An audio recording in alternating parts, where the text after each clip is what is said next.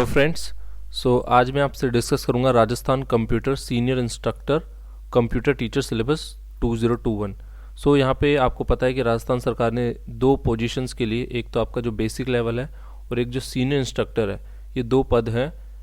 उनके लिए computer teacher के लिए बेसिकली जॉब निकाली है और उस जॉब का जो सिलेबस है वो भी जारी कर दिया है। इसमें आपके दो पेपर्स लगेंगे। आप सभी ने ये डॉक्यूमेंट पहले भी देख लिया होगा। मैं आपको अच्छे तरीके से इसको सिंप्लीफाई करके बताऊंगा कि कौन कौन से टॉपिक हैं जिन पे आपको ज़्यादा अच्छे से ध्यान देने की ज़रूरत है और कौन से टॉपिक है जो बहुत टफ है। लिटरली इसमें बहुत ज़्यादा सिलेबस है। इस सिलेबस को कवर करने के लिए आपको, अगर आपको कुछ नहीं आता तो कम से कम 6 महीने चाहिए। 6 महीने से कम में सिलेबस नहीं हो सकता। काफ़ी वास्ट सिलेबस है। मैं दोनों पेपर्स की बात कर रहा हूँ, पेपर 1 प्लस पेपर 2 के लिए आपको मिनिमम 6 मंथ्स चाहिए अगर आपको कुछ नहीं आता तो।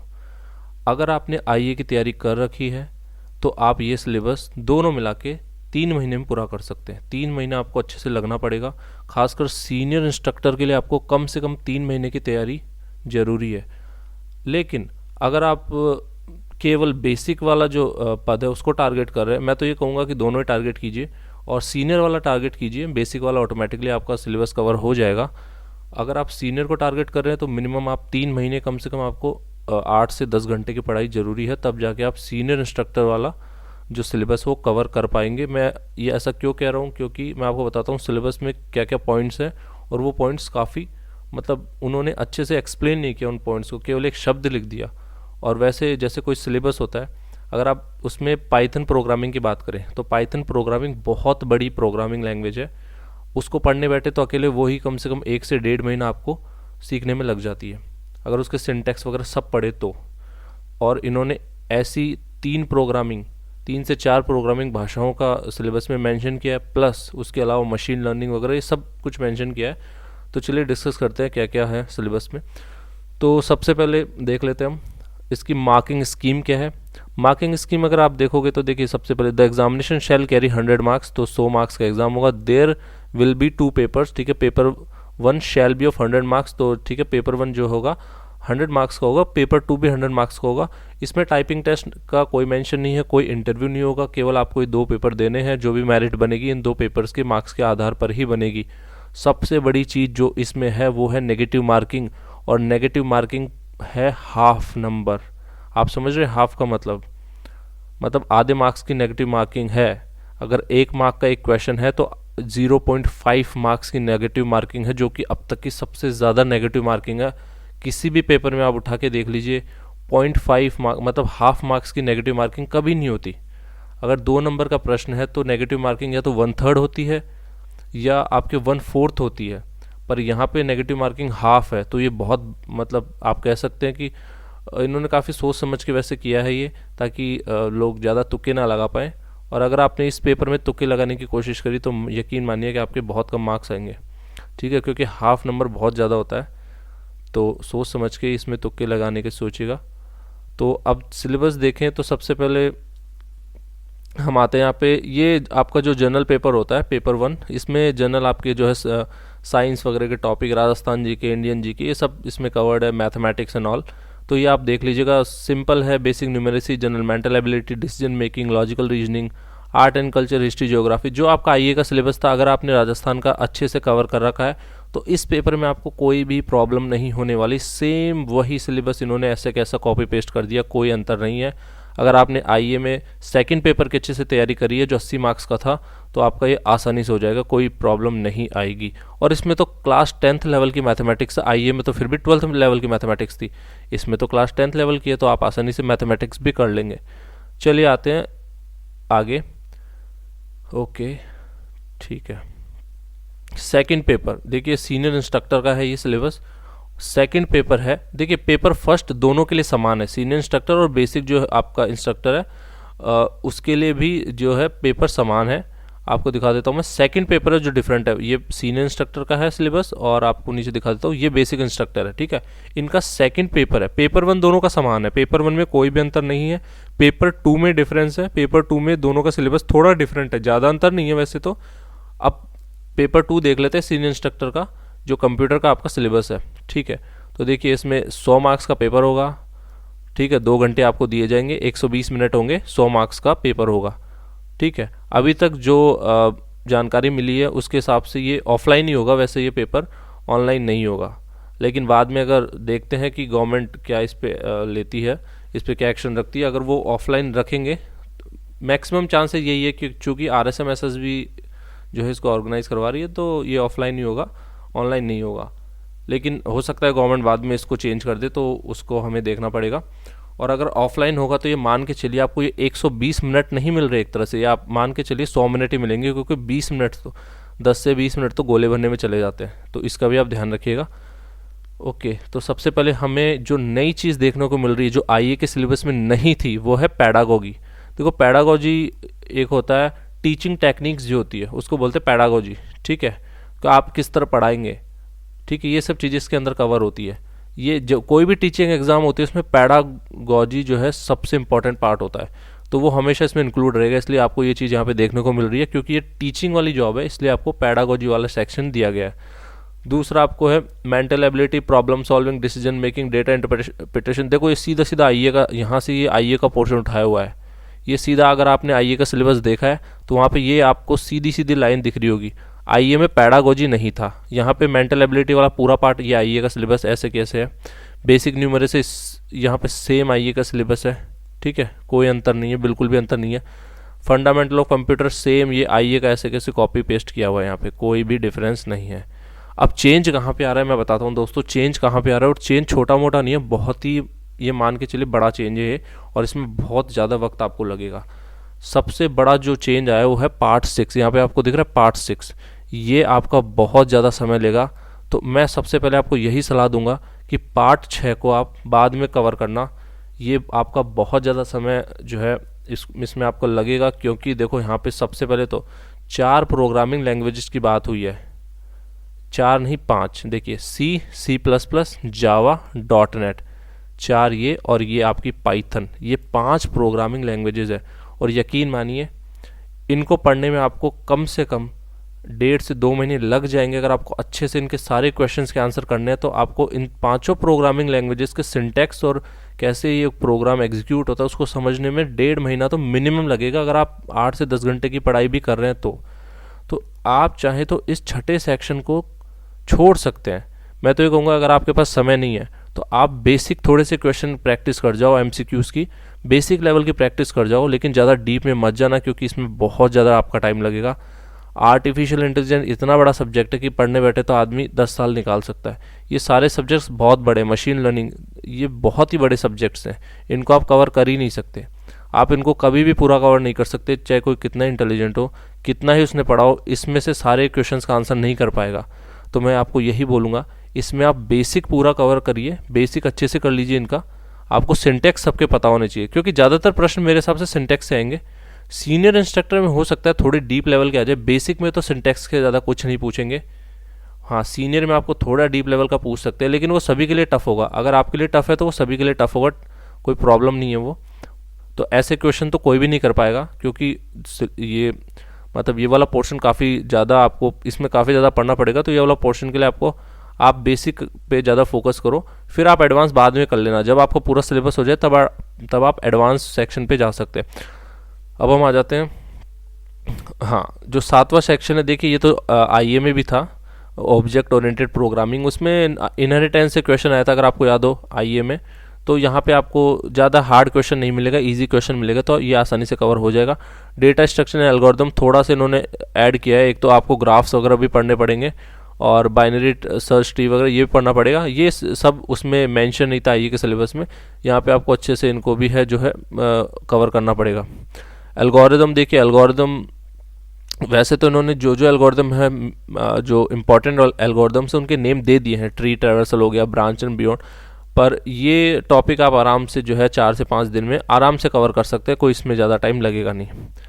डिजिटल लॉजिक सिस्टम, ये आपका वहाँ भी था, पर के मैप्स वगैरह नहीं थे, TTL नहीं था, CMOS वगैरह। ये देखिए, ये थोड़ा इसमें ये समय लेने वाले पार्ट्स हैं सारे, इसमें आपको थोड़ा सा ज़्यादा पढ़ना पड़ेगा अच्छे से, ठीक है।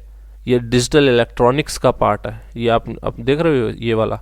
अगर आपको याद हो, अगर किसी ने बीटेक करी है तो एक सब्जेक्ट आता था DE, जिसका नाम था DE, डिजिटल इलेक्ट्रॉनिक्स। उसके अंदर ये सारी चीज़ें आती है, बूलियन एक्सप्रेशंस, के मैप्स, TTLs एंड ऑल, ठीक है। और इस पार्ट में आप यकीन मानिए आपको कम से कम इसको एक्सपर्ट, मतलब इसमें थोड़ा सा इतना समझने में इसको मिनिमम आपको 7 से 8 दिन लगेंगे, एक हफ्ता इसके लिए भी चाहिए आपको इस सेक्शन के लिए। ठीक है, अब हम आते हैं कंप्यूटर ऑर्गेनाइजेशन एंड आर्किटेक्चर। ये थोड़ा इजी पार्ट है, ये आप आसानी से समझ सकते हैं और इसमें आपको ज़्यादा दिन लगेगा भी नहीं। इसमें आप 3 से 4 दिन में इसको कवर कर सकते हैं, जो आपका नवा 11th सेक्शन है आपका। ठीक है, नेक्स्ट पे आते हैं ऑपरेटिंग सिस्टम। यह आपने पहले भी पढ़ा होगा, तो अगर आपका पढ़ा हुआ है तो इसमें ज़्यादा समय लगेगा नहीं, आप इसको आसानी से 2-3 दिन में कवर कर सकते हैं अगर आपका पढ़ा हुआ है तो। अगर नहीं पढ़ा हुआ तो आपको इसमें कम से कम एक हफ्ता लग जाएगा, क्योंकि इन्होंने इसमें काफ़ी चीज़ें इस बार जो है डाली है। जैसे आप देख सकते हैं Bourne shell programming for Linux. अब देखो ये जो है ना, आपको पता है बोर्न शेल, आपको पता है शेल्स बहुत सारी होती है, बोर्न शेल होती है, के शेल होती है, ये सारी शेल्स होती है, CHS शेल होती है। अब इन सबको अलग अलग पढ़ने में बहुत समय जाता है। वैसे तो इन्होंने मेंशन कर रखा है Bourne shell programming for Linux. Bourne shell programming language बहुत बड़ी लैंग्वेज होती है, कोई छोटी लैंग्वेज नहीं है। आपको इसके बेसिक सिंटेक्स आने चाहिए। तो मैं तो ये कहूँगा कि डीप में कुछ मत पढ़ो, बेसिक बेसिक सारे कवर करो, उसके बाद समय मिले तो डीप में आप जाओ। ठीक है, तभी जाके आपका ये सिलेबस अच्छे से कवर होगा। अदरवाइज़ आप एक टॉपिक को लेके बैठ गए तो मतलब ये सिलेबस पूरा कवर नहीं हो पाएगा। ये गेट लेवल का सिलेबस मैं आपको बता देता हूँ। जो भी आपको सिलेबस दिख रहा है, UGC नेट जो एग्जामिनेशन होती है कंप्यूटर, जो भी PhD वगैरह करते हैं उसके बाद अगर आपको नेट की एग्ज़ाम देनी पड़ती है, आपको पता होगा ये चीज़, तो उसके लिए ये ज़रूरत होती है। ठीक है, उसमें जो सिलेबस आता है वो यही है, सेम सिलेबस है, इतना ही सिलेबस वहाँ पे आता है UGC नेट में। अगर आपने कभी जो दिल्ली में जो शिक्षा विभाग है वो कंप्यूटर टीचर की एक एग्ज़ाम लेता है, उसका सिलेबस भी अगर देखा हो तो सेम ऐसा ही सिलेबस है, बिल्कुल मिलता जुलता सिलेबस है। तो आप चाहें तो उनके पेपर्स भी देख सकते हैं किस तरीके के आए हुए हैं। TGT नाम से आता है, ठीक है, TGT नाम से आता है, तो वो भी आप देख सकते हैं। देखिए डेटाबेस में ज़्यादा समय नहीं लगेगा, क्योंकि ये IA में ऐसे के ऐसे सेम यही चीज़ें थी, तो आप आराम से कवर कर सकते हैं। पर हाँ, इसमें IA से लेवल बहुत ज़्यादा रहेगा, आप मान के चलिए इसमें टफनेस ज़्यादा रहेगी, क्वेश्चंस बहुत हार्ड भी आ सकते हैं। पहली बार एग्ज़ाम हो रहा है, बहुत सारे जो है इसमें कैंडिडेट बैठ रहे हैं, तो हो सकता है पेपर टफ आए। और चूंकि इसमें ज़्यादातर कंप्यूटर साइंस के जो है पार्टिसिपेट कर रहे हैं इसमें, और ये पोस्ट भी थोड़ी अच्छी है जो सीनियर इंस्ट्रक्टर है उसकी, और 200 शायद 295 पद है। तो इसके लिए जो आपका जो सीनियर इंस्ट्रक्टर वाला जो पेपर होगा उसमें आपका जो कह सकते हैं कंपटीशन का लेवल होगा वो काफ़ी अच्छा होगा। ठीक है, तो इसकी आपको अच्छे से प्रिपरेशन करनी पड़ेगी। सॉफ्टवेयर इंजीनियरिंग, ये आपका 4th सेमेस्टर में पेपर आता है सॉफ्टवेयर इंजीनियरिंग का, सेम वहाँ से जो मेन पॉइंट्स थे सारे उन्होंने डाल दिए। इसमें वैसे आपको ज़्यादा समय नहीं लगेगा, 4 से 5 दिन में आप अच्छे से इसको कवर कर सकते हैं। ठीक है, आगे चलते हैं। कंप्यूटर नेटवर्क्स, ये तो आपको पता ही है, एवरग्रीन टॉपिक है, हर बार जो भी कंप्यूटर का एग्ज़ाम होता है वहाँ पे ये नेटवर्क्स का तो आता ही आता है, तो इसको आपको कवर करने में ज़्यादा समय नहीं लगेगा। नेटवर्क सिक्योरिटी, हम पिछली बार IA में भी आई थी, नेटवर्क सिक्योरिटी यहाँ भी है, तो आप आसानी से इसको कवर कर सकते हैं, ज़्यादा टाइम नहीं लगेगा। सिक्योरिटी, इथिकल हैकिंग, थोड़ा आजकल जो है हैकिंग वगैरह जो आपकी इथिकल हैकिंग है इस पर काफ़ी जोर दे रही है सरकार, और आपको ये देखना है कि आप साइबर क्राइम से कैसे बच सकते हैं। साइबर क्राइम से रिलेटेड क्वेश्चंस भी आप प्रिपेयर कर लेना, वो भी पूछ सकते हैं, क्योंकि साइबर क्राइम के लिए अलग से डिपार्टमेंट भी है राजस्थान में, तो उस चीज़ का आपको ध्यान रखना है, उससे रिलेटेड सवाल भी बन सकते हैं, तो उस टॉपिक को भी आपको अच्छे से कवर करना है। ओके, अब हम आगे चलते हैं। Basics of communication, channel capacity, annuity. देखो ये जो है थोड़ा सा डिफरेंट है, ये कंप्यूटर साइंस में नहीं आता, ये आपका जो है थोड़ा इलेक्ट्रॉनिक्स का पार्ट है। ठीक है, पर आपको ये भी पढ़ना पड़ेगा, इसमें सिलेबस में दे रखा है तो पढ़ना पड़ेगा, और ये बिल्कुल न्यू पार्ट है, ये अलग से मेंशन कर रखा है इन्होंने, तो इसमें आपको थोड़ा ज़्यादा समय लगेगा, हो सकता है इसमें एक हफ्ता लग जाए। तो मैं बोल रहा हूँ कि ये आपको पूरा सिलेबस कवर करने में मिनिमम आप मान के चलिए कि आपको कम से कम 3 महीने तो लगेंगे ही। अगर आप जो सिलेबस देख रहे हो इतना, इसमें 3 मंथ तो आपको लगना निश्चित है। ठीक है, नीचे में आ जाता है बेसिक इंस्ट्रक्टर पे। देखिए यहाँ पे ये पूरा हो गया, ये लास्ट जो इसमें पॉइंट है वेब डेवलपमेंट का है, और वेब डेवलपमेंट वाला IA में भी था, तो यहाँ भी है, कोई प्रॉब्लम नहीं, आप आसानी से इसको कवर कर सकते हैं। यहाँ पे जो एक्स्ट्रा चीज़ दे रखी है वो है basic of PHP and JavaScript. यकीन मानिए PHP एंड जावास्क्रिप्ट ये भी काफ़ी बड़ी स्क्रिप्टिंग लैंग्वेजेस होती है और इनको सीखने में भी समय लगता है। लिटरली लोग 10-10 साल से इन पे काम कर रहे हैं, और आप कैसे मतलब किसी इतनी बड़ी लैंग्वेज को इतनी आसानी से इतने कम दिनों में सीख सकते हैं, ये बिल्कुल इम्पॉसिबल चीज़ है। तो बेसिक जो भी क्वेश्चन बने, MCQ आप एक बार थ्योरी पढ़ लो, MCQs की तैयारी करो।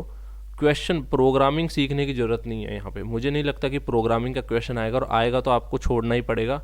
आप सीख नहीं सकते उस चीज़ को, क्योंकि बहुत बहुत वास्ट सिलेबस होता है, इतनी आसान नहीं होता इसको सीखना। ठीक है, अब हम आगे आते हैं बेसिक इंस्ट्रक्टर पे। बेसिक इंस्ट्रक्टर में देखिए क्या क्या दे रखा है। सेम वही है, पेपर 1 में आपको बता चुका हूँ, सेम है, कोई अंतर नहीं है। पेपर 2 में देख लेते हैं पैडागोगी।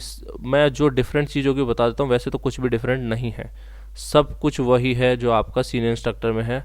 सब कुछ भी यहाँ पे डिफरेंट आपको नहीं मिलेगा, आप देख सकते हैं।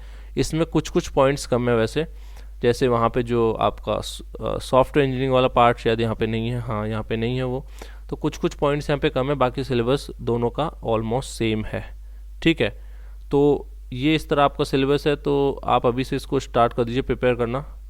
सबसे पहले तो आप बेसिक्स सारे पढ़ लीजिए। बेसिक आपको सबका पता होना चाहिए। अगर प्रोग्रामिंग लैंग्वेजेस है तो उसमें आपको सिंटैक्स पता होना चाहिए।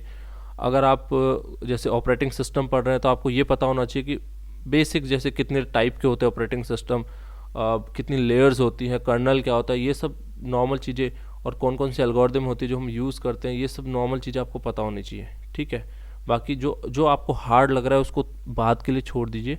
अभी जो आपको इजी लग रहा है उन सबको कवर कर लीजिए। सिलेबस बहुत बड़ा है दोस्तों, यहाँ पे सीनियर इंस्ट्रक्टर का सिलेबस बहुत बड़ा है। लिटरली आपको ये सब कवर करने में तो बहुत समय लगेगा, तो इसलिए आपको कम से कम रोज़ 8-10 घंटे की प्रिपरेशन करनी ही पड़ेगी।